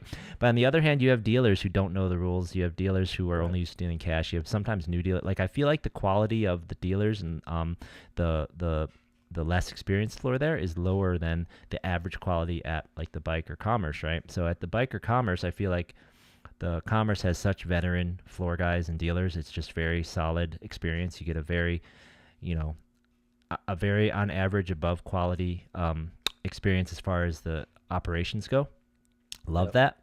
And then at the bike is the same thing. Their floormen are very high marks all around, right? We got Larry, you got Jeff, you got all those guys, and they're all very competent over there. And the thing that holds the bike back, right, is like what we complain about, the quantums, the scheduling. Their bigger events are in the middle of the week. So it's a tough question for me. I think for me, I wouldn't say my favorite place or the place I would, if I was telling everyone around the country, the best place in LA to play is, the only reason, the biggest reason I can't say the Gardens yet is because they just don't have, this past year, they didn't have the big series. They didn't have the big tournaments. You couldn't play the biggest tournaments there. They had nothing really comparable to any of these $1 million tournaments, right? Commerce had 3 or 4 events that were $1 million guarantees, plus Bike had like probably 8 because of all their mini megas or megas, right? So for me, that kind of makes it so I don't think I can say like the year they had the WPT, be much more likely to be like that could put them in the running. I think I would pick Commerce this year, and the reason is because they had more consistently their series. They had all their series. This year it's kind of up in the air if they're going to do all their series, so it could change. But last year they had all of their series more consistently. All of their big series were day 2s on Sundays. More of those traditional structures for the most part that were very understandable. They had good turnouts. Like I said, I like that ballroom. High quality, on average, high quality experience with all the dealers, with all the floor, with all of that. So I think I'm picking the Commerce. Yeah, especially with that extra punch of the World Series this year. I think that's fair in terms of like operations and dealers. Commerce does win, and it does feel like a very smooth experience there. Things kind of start on time, and you're right that the Gardens sometimes have, it's not like all of them, but like some smaller percentage of dealers are kind of a little bit clueless about rules and kind of stuff like that. Yep. So yeah, I mean, I guess a lot goes into the best place to play. Yeah. Yeah. You're right. Maybe you're leading me back towards the Commerce a little bit because if I just like don't close my eyes and I walk through the cash game area that has the bad fluorescent lighting and transform myself up into the ballroom, it is a big, spacious, nice place to play. It's pleasant, and everything is run really well there. Yeah, no, the trick, you definitely have to park near the back so that you walk in by the old sports bar and just go Right, straight up the exactly. stairs. That's definitely That's true. Yeah, as long as I'm not walking through Yeah. that like other walk section. past Yeah, the it's Live fine. at Commerce studio, go straight up the stairs, don't look Right. back. Yeah, like even that section is okay. That one's like well lit. It's just Yeah. that bottom. Oh, Man, that's so bad. Yep. Yeah, Scala. If we're talking about cash game pits, Commerce is in the bottom, near the bottom. Yeah. Absolutely. Yeah. Way near the bottom. Cash game screen tables. Oh my God, it's so annoying to try and put your cards around those, your chips, and don't even get me started. All right, so Scala and Duke, thanks for chiming in the chat. Oh, and GoBro at a Hollywood Park vote for something about the chips. Spread the words. We're gonna put some polls out on Twitter, try and get the community vote, and then we will announce, where it was tight or where the community had an overwhelming difference of opinions. We'll consolidate it all. We'll let you know. We'll give out some awards probably in a month or so, probably near the end of Legends, I'd say.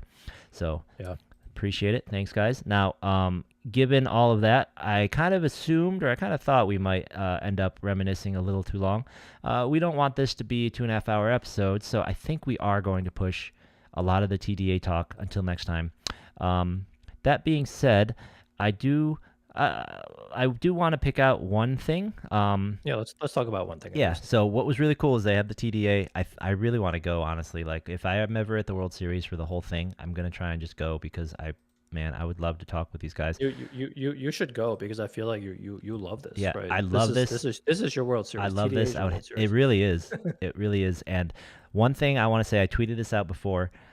We are so lucky that Savage is the one running the ship on this thing, and he's the one Yeah. who has the most say. Because so I'll repeat this next week when we go over again. But for me, poker rules have two jobs. One is to lay out the actual rules, right? So like everything that you would program into like the computer client, as in this is how blinds get posted. This is the order of operations. When it's these are the options you have when it's your turn. This is when like the stuff automatic game rule stuff, right?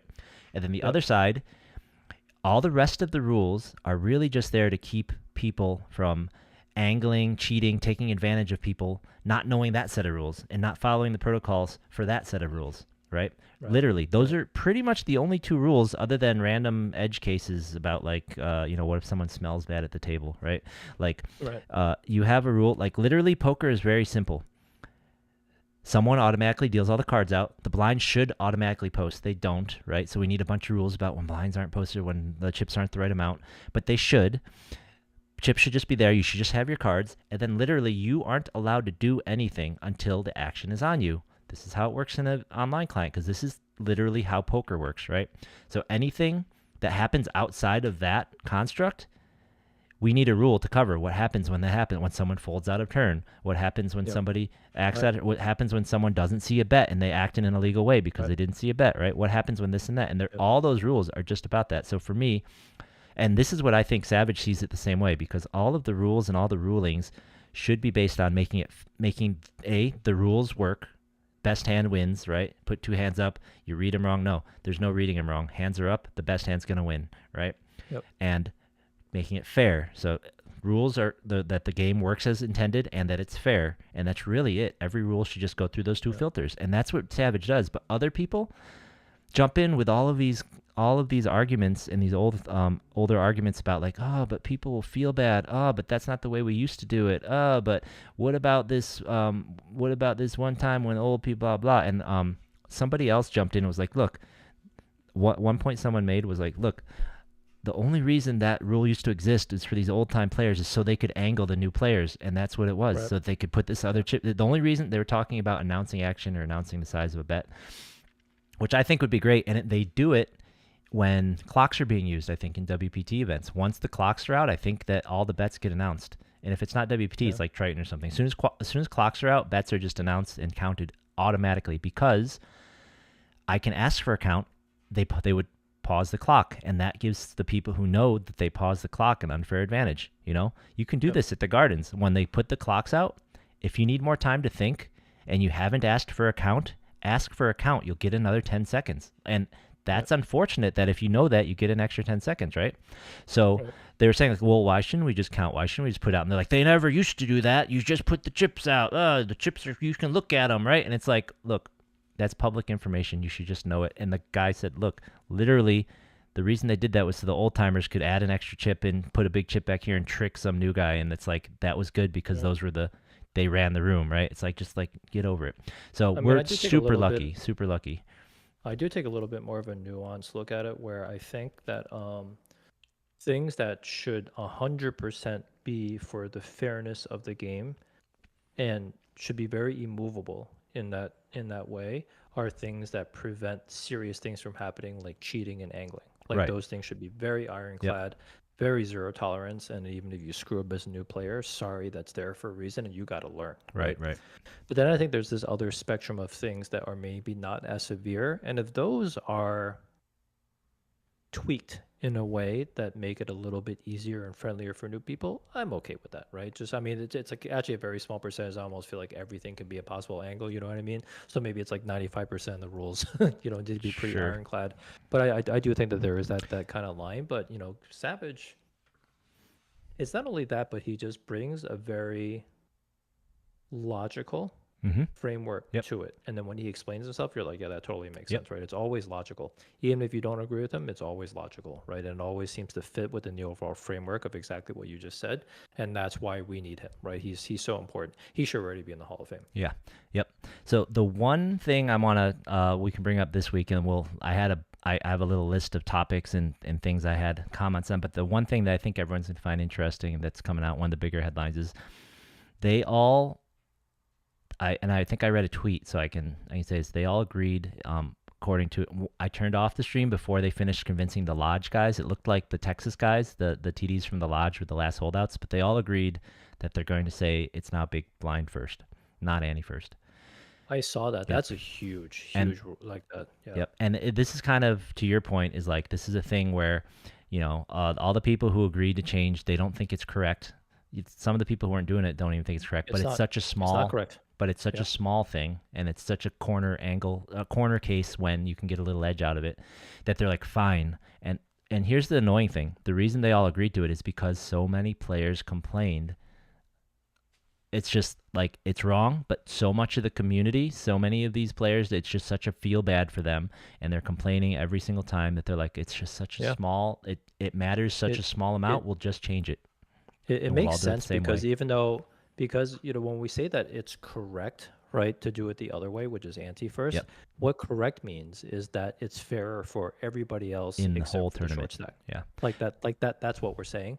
But I think the reason why the players complain is because when the one or two people get like an extra BB because it's BB first, it doesn't affect them that much. You know what I mean? But then when they're in that spot, and we've all been in short stack spots, it absolutely sucks, Yeah. right? So, and also, I think this is better for new players. So I 100% agree with this. I'm glad that they went with BB ante. Yeah, I still 100%, and it's not, you agree that it's incorrect. I still Yep. 100% think it's incorrect. I'm not going to do it this week because we don't have time, but next week I will explain what I believe to be the math of why it's wrong, and also Okay. a different thing they talked about, which I think if they implemented this thing that nobody really took seriously, I think it would help the theoretical side of it being less wrong, and I'll get into that next week. But Okay. the main point is just that that's the thing. They aren't changing it because it's right. They're changing it because everyone complains. As Mhm. one of the TDs said, it doesn't feel as icky to be all in for your ante and then only be able to win the ante back. And there was actually an interesting like toy scenario, like a mechanical thing that could happen. Imagine you are the big blind and you only have the smallest chip left, and you have to post it as ante, and everyone folds. Literally everyone folds, so it's just you and the small blind left in the pot. So there's no money in there except the smallest chip that is the ante, and then the pot runs out. It's a chop pot. You lose. You're out of the tournament because there's no way to chop that chip, and it goes to worst position. So Yeah.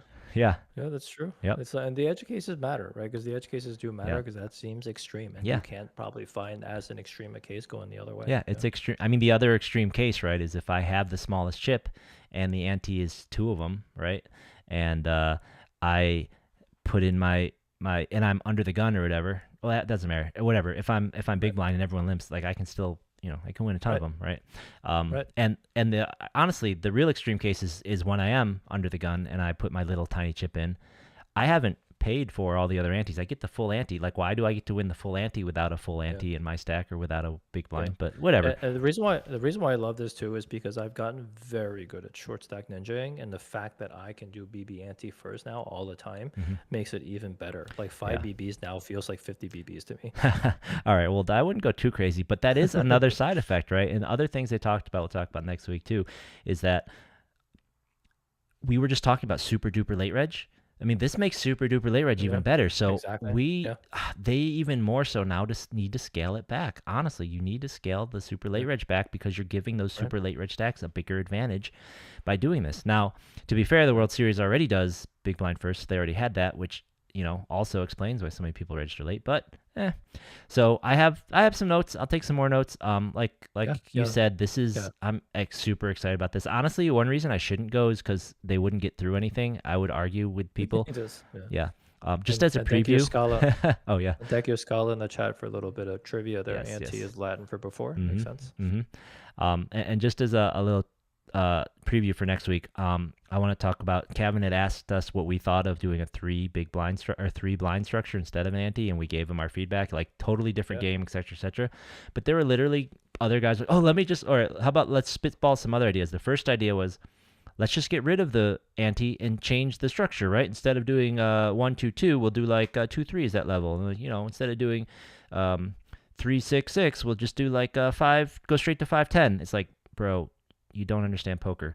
And then the next person was like, all right, well, I'm gonna get roasted for this, but what about this? What if we made it 100-400? I'm just like, thank you, Savage, for being in charge and not these guys. They don't Right. know how to play poker. They don't understand. Uh, They don't understand how to play poker. Maybe that guy's a stud player. I don't know, but he doesn't understand how this all yeah. actually affects strategy. So thank you, Savage, for being the voice of reason. Okay, we're still not done, man. Let's talk real quick about what's happening at Legends, because that is the next series. Before our next episode, people will actually be playing Legends, because next week is the 9th. We won't be here, and then the week 16th, we'll already have had 1 week of Legends in the book, so check it out. Legends starts on the 12th, Friday the 12th. This first weekend, all one-day events, and we've talked about this before, but they're all one-day events. In particular, the exciting one is the 150K deep stack on Saturday. And Yeah. I don't, Those are huge. yeah, I don't know if you Absolutely remember huge. this, but I think last year the first 1-day 100K deep stack or whatever they had after the World Series broke the record for most Yeah, single-day entries. It was like 800 something. that's right. Yeah. Yeah. So they have that. They have one that's half as large on Sunday. These are going to be big, man. This is right after the main event. This is everybody who wasn't playing the main events and waiting, they've been drooling for something big to play. This is gonna be great. This event, be ready to play until like 3:30 in the morning for sure. It's gonna be 11 a.m. It's gonna go No chop. No chop. no chop whatsoever. Let's go. No chop. Hopefully we won't have to deal with Johnny Bowers there because he's just gonna be too rich to play these now. Yeah.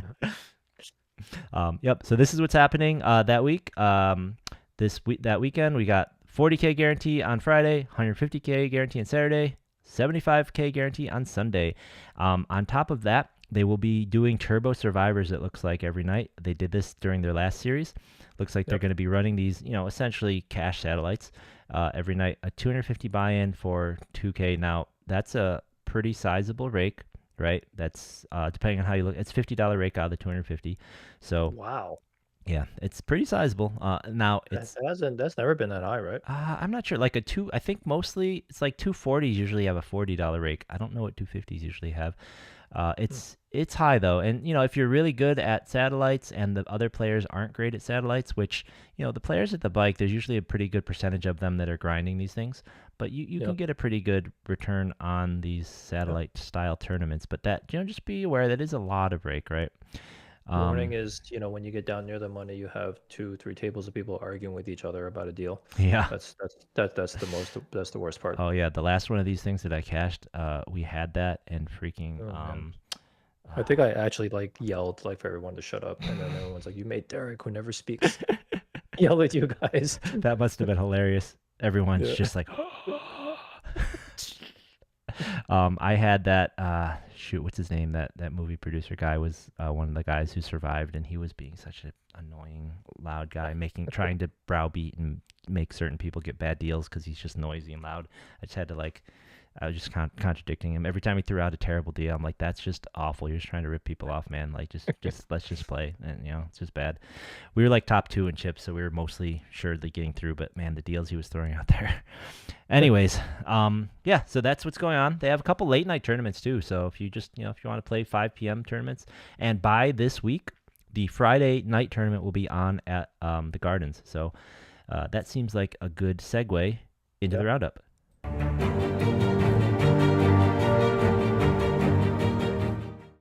All right. So these tournaments are not next week. So remember, not next week. Next week, the bike has no tournaments because they don't have dailies.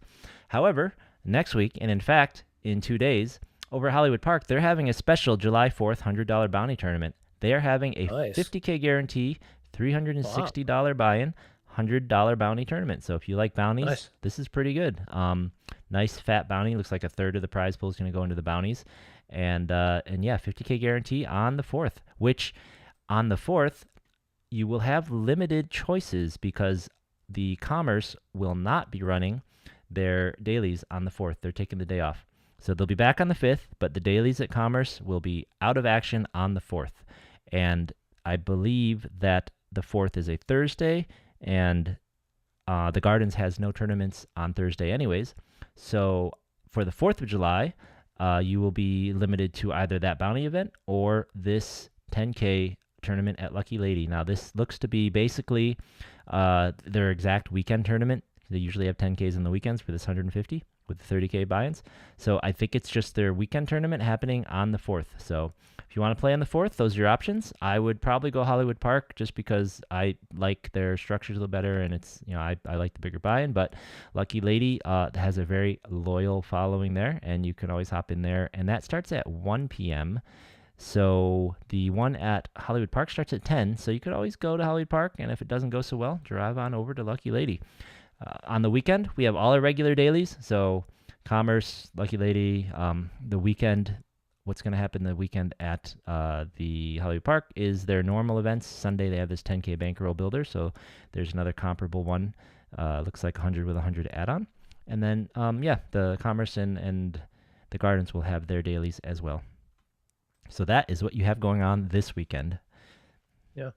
Looks like lots of, well, not a lot of action, but nice that there's a couple of events that people can play if you're not at the World Series. But then obviously at the World Series, this is the big one. The main event starts this weekend. But then as Ty mentioned, there's an Independence Day event for $800 and then another $600, Ultra Stack, whatever that is, next week. Yep. Starting on Sunday. So lots of stuff going on at the World Series. Yep, absolutely. I will be heading down there tomorrow night. Derek, when are you going up? I think Friday. I believe it's Friday because I'm going to play 1D on Saturday. All right. Yep, I'll be playing 1D as well. And it sounds like maybe Scala is jumping in. Is he the one, or is Scala the one asking us about what day? So we will see a whole bunch of you up there. If you see us around, wave at us, say hi. If you wanted to get a one of the older hoodies, let Derek know before Friday so he can take it with him. And I'll bring a bunch of sizes and colors with me just so if people want to get one off of us. You know what, Ty? Why don't we think a little bit about a sweatshirt giveaway over the World Series? Maybe give away 1 or 2 sweatshirts. Yeah, that sounds good. We'll have to think of a way. Think of a way to do some kind of retweets or some Twitter contest or something like that for sure. Or maybe you just find us and you know the secret password or something. Yeah. Actually, maybe that's we'll just do like a treasure hunt. Like find me and Ty in this. Yeah, we're gonna have to disqualify like 4 or 5 people though. Like if you already have a hoodie, you can't do it. Right. Maybe that'll work for sure. And if you want to get anything other than these, these lovely ones that Frank and Derek are modeling here, make sure you hit up the website. We got lots of cool blaster stuff, hats. We got T-shirts. Jump in there and check it out. Yeah, thank you for supporting us, everyone. Yeah, absolutely, guys. We really appreciate it. Make sure you hit that like and subscribe button. Make sure you tell some friends to do the same. Heck, even if they don't want to watch, ask them to please subscribe. We love it. It helps. It really does. It does. It helps us a ton in getting subscribers. All right, guys. That is all we have for you this week. It's been a long one, I know, but you won't see us on here next week. Hopefully, you'll see us in the coverage for Poker News, doing well in the main event. So if you see us, come say hi, say good luck, let us know what you're playing. And I really do hope that we see a lot of you guys up there at the World Series and we see you at the tables, guys. See you at the tables, everyone.